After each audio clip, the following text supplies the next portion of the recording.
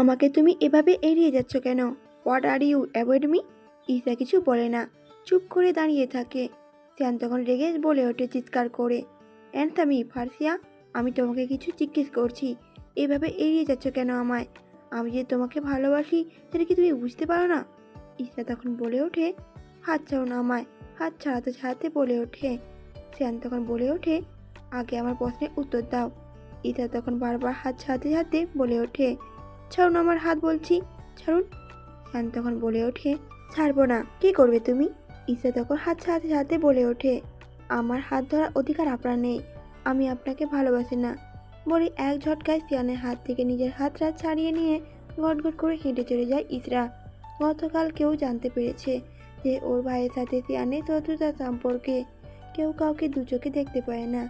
সিয়ানের বাজে কাজ করার জন্য ফাজের সাথে ওর সম্পর্ক এখন শত্রুতায় পরিণত হয়েছে। আর এসব জানার পরে তো এখন সিয়ানকে একটু দেখতে পায় না ইসরা। সিয়ানের এখন বেশ রাগ লাগছে। ও ইসরার পিছন পিছন যায়, কিন্তু ততক্ষণে ইসরা রিস্কায় উঠে পড়েছে। সিয়ান দৌড়ে গিয়ে রিস্কায় উঠে পড়ে। ইসরার পাশে বসে বলে, তুমি জানো ফার্সিয়া, তোমাকে আমি কতটা ভালোবাসি।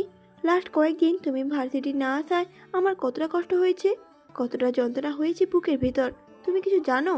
তোমাকে না দেখলে আমার দিন চলে না। আমি খুব বাজেভাবে তোমাতে আসক্ত হয়ে গেছি ফার্সিয়া, প্লিজ আমাকে বোঝার চেষ্টা করো। ইসনা তখন খানিকটা চেঁচিয়ে বলে উঠল, আপনাকে কতবার বলতে হবে এক কথা, যে আমি আপনাকে ভালোবাসতে পারবো না? আপনি কেন আমার কথা বুঝতে পারছেন না? শ্যান এবার ইসরার হাত নিজের হাতের মধ্যে নিয়ে বলে ওঠে, আমাকে ভালোবাসতে তোমার সমস্যা কি বলো? আমি তোমাকে যতটা ভালোবাসি ততটা পৃথিবীতে কেউ তোমাকে ভালোবাসতে পারবে না। আমাকে প্লিজ বিশ্বাস করো, আমি তোমাকে ভীষণ ভালোবাসি, তোমাকে ছাড়া বাঁচতে পারবো না আমি। ইসরা তখন বলে ওঠে হাত ছাড়াতে ছাড়াতে, আরে আরে হাত ছাড়ুন আমায়। রিস্কা এভাবে সিনকেট করবে না প্লিজ, রাস্তায় সবাই দেখছে। শ্যান তখন বলে ওঠে, দেখুক সবাই, আমি তোমাকে ভালোবাসি, আর এই জন্যই তোমার হাত ধরেছি। ইসরা রিস্কা থামিয়ে রিস্কা থেকে নেমে হাঁটতে থাকে। শ্যানও রিস্কা থেকে নেমে ভাড়া মিটিয়ে ইসরার পিছু পিছু হাঁটতে থাকে। ইসরা এবার বিরক্ত হয়ে ফিরে বলে ওঠে, একদম আমার পিছু পিছু আসবেন না, আমি আপনাকে ভালোবাসি না, আর ভালোবাসতেও পারবো না, এই কথাটা আপনি মাথায় ঢুকিয়ে নিন।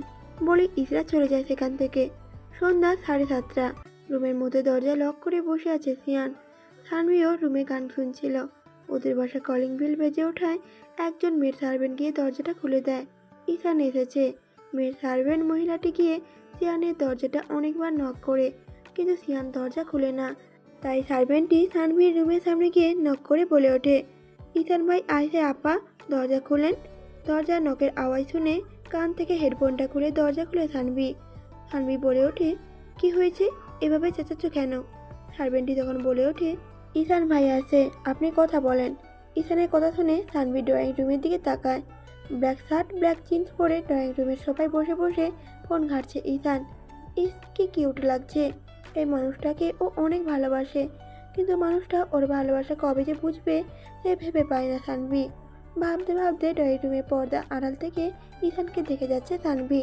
সার্ভেন্টটি সানভিকে এভাবে দাঁড়িয়ে থাকতে দেখে বলে উঠল ঠেলা মেরে, কি হলো আপা, দাঁড়াই আছেন কেন, যান। ওই মহিলাটি কথায় সানভির ধ্যান ভাঙে। তারপর ড্রয়িং রুমে গিয়ে ইসরার সামনে সোফায় বসে। ইসান সানভিকে বসতে দেখে বলে ওঠে, হাই সানভি, কেমন আছো? এই তোমার ভাইয়া কোথায় বলো তো, অনেকবার কল দিছিলাম, ও তো ফোনটা রিসিভই করছে না। সানভি তখন বলে ওঠে, ভাইয়া তো রুমের মধ্যে, দাঁড়ান আমি দেখছি। বলেই সানভি এক দৌড়ে দোতলায় যায়। সিয়ানের রুমে অনেকবার নক করে, কিন্তু সিয়ান দরজা খোলে না। সানভি তখন দোতলা করিডোর থেকে ড্রয়িং রুমের দিকে তাকিয়ে বলে ওঠে, দেখুন না ভাইয়া, দরজা খুলছে না, অনেকবার নক করেছিলাম। ঈশান তখন বলে ওঠে উপর দিকে তাকিয়ে, দাঁড়াও আমি দেখছি। বলেই ঈশান দোতলায় উঠে আসে। সিয়ানের দরজার সামনে দাঁড়িয়ে আছে ঈশান আর সানভি। ঈশান সিয়ানের দরজা ধাক্কাচ্ছে।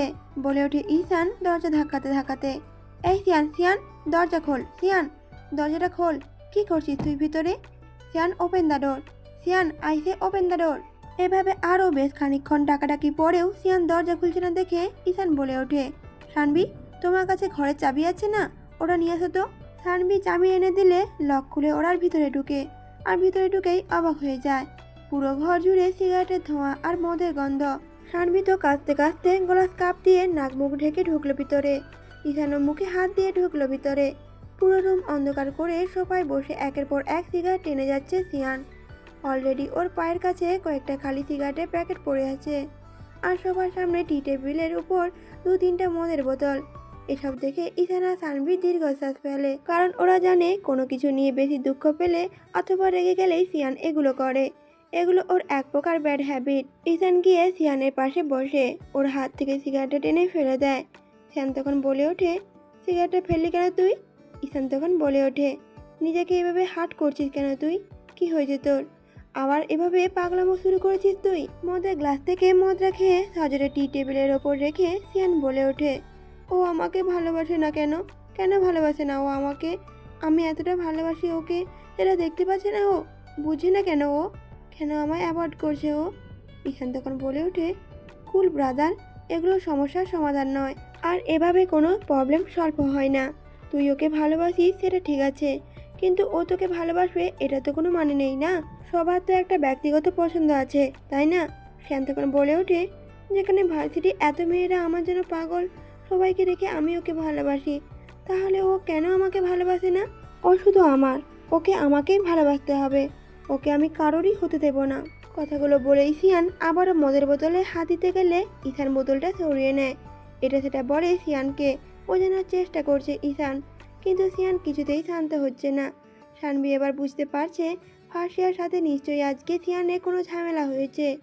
সানভি আর এই রুমে বেশিক্ষণ থাকে না, ও বেরিয়ে চলে আসে। ওর ভাইয়া যে মেয়েটাকে সত্যিই ভালোবাসে সেটা ও ভালোভাবে বুঝতে পারছে। এর আগে তো কখনো কোনো মেয়ের জন্য সিয়ান এমনটা করেনি, এতটা পাগলামি করতে দেখেনি কারোর জন্য। ঘন্টাখানেক বাদে ঈশান ওকে বুঝিয়ে সুঝিয়ে ডিনার টেবিলে নিয়ে আসে বসে। ওরা সবাই একসাথে ডিনার করে নেয়। পরের দিন ভার্সিটিতে ক্লাস শেষ করে ক্লাসরুম থেকে বেরোচ্ছে ইসরা। আজকে শান্তি আর জেরিন ওরা কেউ আসেনি ক্লাসে। ক্লাসরুম থেকে বেরিয়ে লাইব্রেরির পথে যাওয়ার সময় ওর হাতে হ্যাঁচকা টান পড়ে। একটানে ওকে একটা ক্লাসরুমে নিয়ে মধ্যে আটকে নেয় কেউ। সাথে সাথে ঘাবড়ে যায় ইসরা। ইসরাকে নিয়ে রুমের ভিতর ঢুকে দরজাটা আটকে দেয় সিয়ান। ইসরা ঝাড়া মেরে সিয়ানের হাত ছাড়িয়ে নিয়ে বলে ওঠে, আপনি আপনি আমায় এখানে কেন এনেছেন? সিয়ান ইসরা হাত দুটো দেয়ালের সাথে চেপে ধরে ওর দিকে খানিকটা ঝুঁকে তাতে দাঁত চেপে বলে ওঠে, তুমি যদি ভালোই ভালোই আমার কথা শুনতে, আমাকে এড়িয়ে না যেতে, আমাকে ভালোবাসতে, তাহলে আমাকে এসব করতেই হতো না। ইসরা তখন বলে ওঠে ভয়ে ভয়ে, আমি আপনাকে ভালোবাসতে বাধ্য নই। সিয়ান তখন বলে ওঠে, কেন কেন ভালোবাসো না তুমি আমাকে? তুমি বুঝো না আমি তোমাকে কতটা ভালোবাসি? কি নেই আমার মধ্যে, হ্যাঁ? ইসরা তখন বলে ওঠে, এত কৈফিয়ত দিতে আমি বাধ্য নই আপনাকে। সিয়ান তখন বলে ওঠে, আমাকে বলতেই হবে, কেন ভালোবাসতে চাও না তুমি আমাকে? ইসরা চুপ করে থাকে। সিয়ান তখন আবারও জিজ্ঞেস করে ওঠে ইসরাকে, কি হলো, চুপ করে আছো কেন? Tell me ফার্সিয়া, tell me. ইসরা হাত মজরাতে মজরাতে বলে উঠল, ছাড়ুন ছাড়ুন বলছি, যেতে দিন আমাকে। সিয়ান এখনো ঠায় দাঁড়িয়ে আছে, রাগ ওর তরতর করে বাড়ছে। তবুও রাগটাকে কন্ট্রোল করে সিয়ান বলে ওঠে, আগে বলো কেন তুমি আমাকে ভালোবাসতে পারবে না? ফার্সিয়ার রাগ এবার মাথায় চড়ে বসে। ও রেগে গিয়ে খানিকটা চেঁচিয়ে বলে ওঠে, আপনি কেমন ছেলে এটা আপনাকে বলে বোঝাতে হবে তাই তো এখন? আচ্ছা, হাজারো মেয়ে নিয়ে ঘোরা, নাইট ক্লাবে পার্টি করা, একসাথে অনেকগুলো মেয়েকে নিয়ে ফুর্তি করা, এগুলো তো আপনার স্বভাব। আর এই ধরনের ছেলেকে আমি কখনোই ভালোবাসবো না। এসব ঝামেলা নিয়ে আপনার সাথে আমার ভাইয়ের প্রচুর শত্রুতা, ভাইয়া আপনাকে একটুও দেখতে পারে না। খানিকটা থেমে আবারও বলে উঠল ইসরা, আশা করি আপনি সেকেন্ড টাইম এই নিয়ে আমাকে আর জোর করবেন না। সিয়ান তখন নিজেকে শান্ত করে বলে ওঠে, তোমাকে ভালোবাসার পর থেকে আমি সব ছেড়ে দিয়েছি ফার্সিয়া। আমি এখন আর মেয়েদের নিয়ে ঘুরি না, পার্টি করি না। আমি নিজেকে বদলে ফেলেছি ফার্সিয়া। প্লিজ বিলিভ মি, প্লিজ আমাকে বিশ্বাস করো। তোমাকে দেখার পর আমি নিজেকে সম্পূর্ণ বদলে ফেলেছি। প্রত্যুত্তরে ইসরা বলে ওঠে, হয়েছে আপনার কথা, এখন আমাকে যেতে দিন। সিয়ান এবার ইসরাকে বোঝানোর জন্য বলে ওঠে, প্লিজ প্লিজ আমাকে বিশ্বাস করো তুমি। আমার যেমনটা ভাবছো আমি তেমনটা না। মানছি আমি আগে ওরকম বাজে ছেড়েছিলাম, কিন্তু এখন আমি চেঞ্জ হয়ে গেছি, বিশ্বাস করো। ইসরা তখন বলে ওঠে, আপনার কোনো কথা শুনতে চাই না আমি। বলেই ইসরা সিয়ানকে ধাক্কা মেরে বেরিয়ে যায়, আর সিয়ান রাগে দেয়ালে সজোরে ঘুষি মারে। বিকেলে বাসা ফেরার পর থেকে মেজাজটা বিগড়ে আছে সিয়ানের। সিয়ানকে দেখেই সানভি বুঝেছে কি নিয়ে ওর মেজাজটা গরম। সানভি ভাবলো এক কাপ কফি নিয়ে গেলে কেমনটা হয়। সিয়ানের কফি বেশ পছন্দের। কফি খেতে খেতে আড্ডা দিলে নিশ্চয়ই রাগটা একটু হলেও কমে যাবে। কারণ সিয়ান আর যাই হোক যার উপর দিয়ে রাগ দেখাক না কেন কখনোই সানভির সাথে রাগ দেখায় না।